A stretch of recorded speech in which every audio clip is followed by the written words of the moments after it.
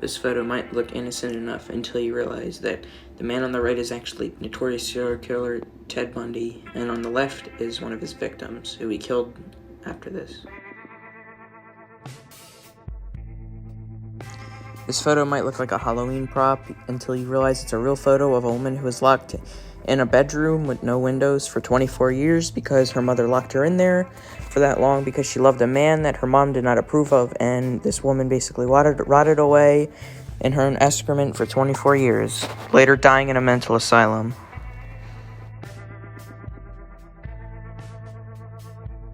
This photo might look like a total joke put up by a bunch of 13-year-olds, yet this is an actual photo of a woman who is in extreme financial hardship, so she had to sell her children to make money. This is a heartbreaking story, and I suggest you go research the whole entire story. It's very interesting and heartbreaking.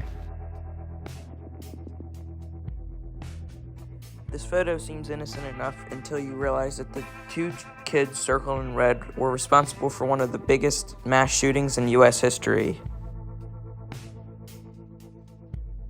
This might look like an ordinary college picture until you see it.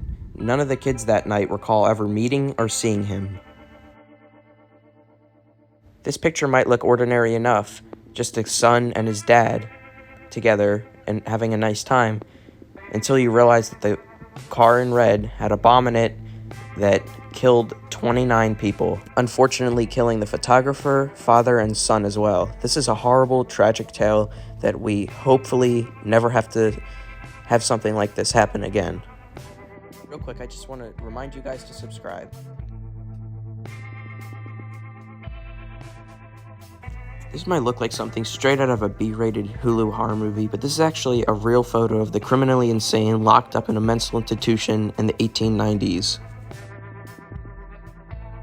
This photo might look innocent enough until you realize seconds after this photo was taken, the girl in this photo's boyfriend shot her twice in the head and pushed her off the cliff. This is a very tragic tale, and I hope nothing like it happens again. This is a photo of a little girl who was locked up in a concentration camp by the Nazis, and when she was rescued and brought to a hospital, she was asked to draw what her home was like, and this is what she drew, representing her hellish life at the concentration camp beforehand.